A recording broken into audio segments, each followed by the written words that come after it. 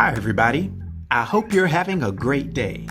In this video, I'm going to be covering Jane Foster.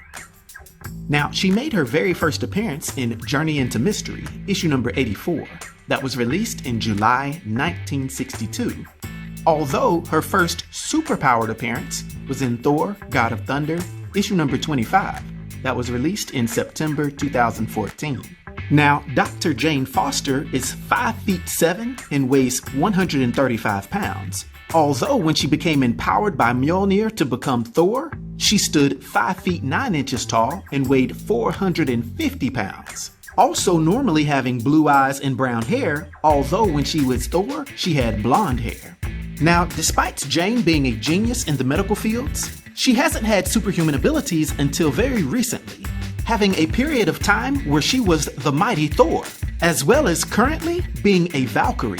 As Thor, Jane was the goddess of thunder and naturally had vast superhuman strength, having raw physical might that was considered equal to Thor Odinson, who himself is one of the most powerful beings in the Marvel Universe. She also had vast superhuman durability and energy projection, of course being a master of lightning and storms for any planet, as well as cosmic storms, while also having moderate superhuman speed, as well as taking on a great portion of Thor Odinson's fighting ability. Not to mention the powerful Mjolnir hammer giving her the ability to fly as well. Now, very recently, Jane has become an extremely powerful Valkyrie. And as such, she has the physiology of a typical Asgardian, which is still extremely formidable, although not quite as powerful as she was as Thor.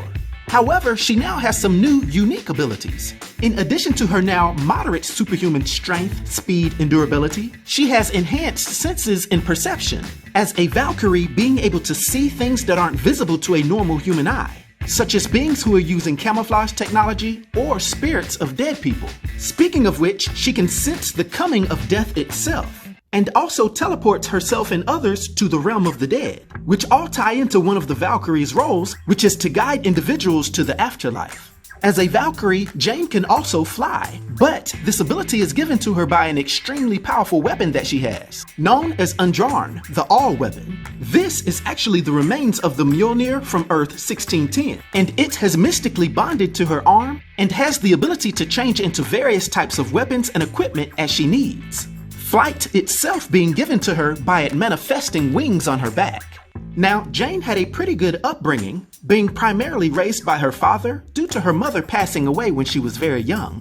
She would go on to be a nurse that was hired by Dr. Donald Blake, who himself was actually the human alter ego of the Asgardian Thor Odinson. For many years, she would grow in her friendship and love for Blake, who she would eventually learn was actually Odinson, who would often come to her rescue. Now, to fast forward many years to where she got her powers, there would be a day after Uatu the Watcher was slain that Gorr the God Butcher made Thor believe he was unworthy of his hammer, due to various things like him battling against Nick Fury that supposedly made him unworthy. Mjolnir would then be left on the moon, but eventually it would telepathically seek out Jane. And she, realizing that the world needed a Thor, she would successfully recruit Heimdall to take her to the hammer, lifting it and becoming the first human female Thor. From there, she would join the new Avengers team, forming a close friendship with Sam Wilson, aka the new Captain America, who would actually be one of the very few, including Doctor Strange and Gwenpool, to know this new Thor's true identity. As Thor, she would fight against Roxxon's forces, the Absorbing Man, and the Destroyer armor, who happened to be sent by an enraged Odin who was convinced that Jane was an imposter.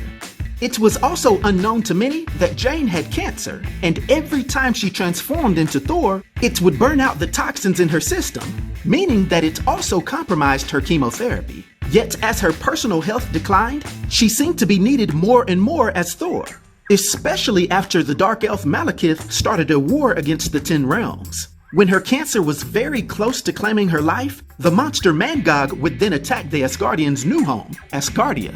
But fully knowing that if she transformed one more time, it would kill her mortal form, she would become Thor anyway and engage in an epic battle against Mangog, barely being able to defeat the beast at the cost of her hammer.